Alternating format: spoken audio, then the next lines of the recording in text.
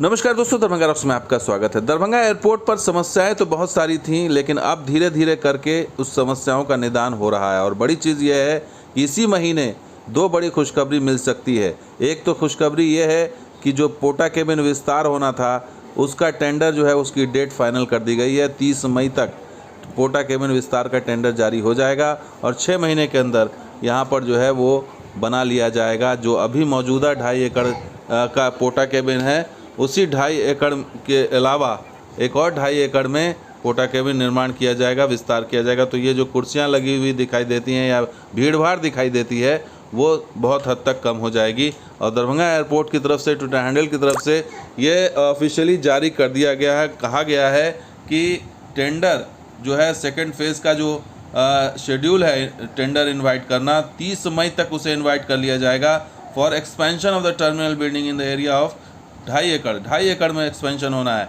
और the land which will enhance the passenger facilities by doubling the capacity with the present one, यानी कि present जो अभी है उसमें डबल हो जाएगा। ये जब 2.5 एकड़ और मिल जाएगा तो डबल हो जाएगा। तो ये बताया, साथ ही टारगेट भी सेट कर दिया है कि phase 2 work will be completed within 6 month from the date of award of the work, यानी कि टेंडर जारी होने के 6 महीने के बाद जो है इसको कंप्लीट करके हैंडओवर करना है। और मैप के ज़रिए समझा देते हैं आपको एक डायग्राम के ज़रिए कि अभी क्या स्थिति है। ये पोटा केबिन अभी है 2.5 एकड़ में ऑलरेडी बना हुआ, जिसमें प्रस्थान भी है और आगमन भी है।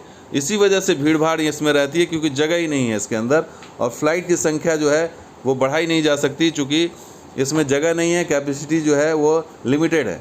और इसी लिमिटेड कैपेसिटी की वजह से जो है यहाँ बहुत सारी दिक्कतें आती हैं, भीड़ भाड़ होती है, बैक टू बैक फ़्लाइट्स को जो है ऑपरेट करने में दिक्कत आती है। प्रस्थान जब ये अलग बन जाएगा 2.5 एकड़ इसी के बराबर में, तब इसे सिर्फ प्रस्थान के लिए डेडिकेट कर दिया जाएगा, यानी कि ये पूरा एरिया प्रस्थान हो जाएगा, यानी कि ऑलमोस्ट डबल कैपेसिटी हो जाएगी। और आगमन फिर नए वाले से होगा। तो ये पूरी तैयारी कर ली गई है और 30 मई इसी महीने की 30 मई तक टेंडर जारी हो जाएगा। और दूसरी बड़ी खुशखबरी ये है कि जो रनवे विस्तार का, जो स्थायी रनवे विस्तार और टर्मिनल के लिए जो काम होना है, उसमें जो फर्स्ट फेज़ का जो 24 एकड़ का काम होना है उसके लिए अधिघोषणा जारी हो गई, यानी कि एक स्टेप और आगे बढ़ गए ज़िला प्रशासन की तरफ से। तो आने वाले दिनों में जो इस तरह का टर्मिनल भवन आपको देखने को मिलेगा, उसकी प्रक्रिया अब धीरे धीरे वो भी आगे बढ़ रही है। और इस तरह के टर्मिनल भवन के लिए हालांकि अभी आपको 4-5 साल और इंतज़ार करना पड़ सकता है।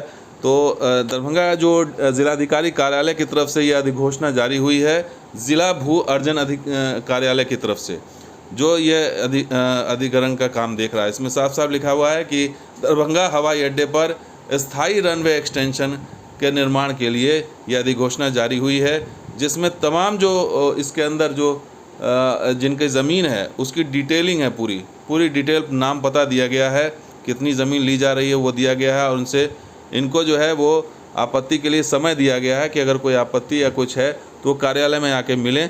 तो ये प्रक्रिया चल रही है, प्रक्रिया का पालन हो रहा है और इसमें एक कुछ सर्टेन वक्त दिया जाता है कि अगर उसमें कोई आपत्ति नहीं आई तो फिर आगे प्रक्रिया होगी कि उन्हें रेट तय किया जाएगा और फिर उन्हें भुगतान कर दिया जाएगा। तो 24 एकड़ जो फर्स्ट फेज़ में होना है वो रनवे विस्तार होना है, यानी कि उसमें ILS लगना है बेसिकली, यानी इंस्ट्रूमेंट लैंडिंग सिस्टम, ताकि जो फॉग में या अंधेरे में ठीक से विमान का परिचालन किया जा सके। क्योंकि अभी व्यवस्था वैसी नहीं है कि शाम में या रात में यहाँ पर फ्लाइट को ऑपरेट किया जा सके, इसलिए उस दिशा में बहुत अहम कदम है कि 24 एकड़ पहले फर्स्ट फेज़ में दिया जा रहा है, ताकि रनवे को एक्सटेंड करके ILS सिस्टम को इंस्टॉल किया जा सके या जो लाइट सिस्टम है उसको ठीक से किया जा सके। तो ये स्थिति है अभी यहाँ के दरभंगा एयरपोर्ट की। दोस्तों वीडियो कैसा लगा ज़रूर लाइक कीजिए, शेयर कीजिए, मुझे सब्सक्राइब कीजिए। कुछ और वीडियो के साथ हाजिर हूँ, आप देखते हैं दरभंगा रॉक्स। शुक्रिया, धन्यवाद। जय हिंद, जय बिहार, जय मिथिला।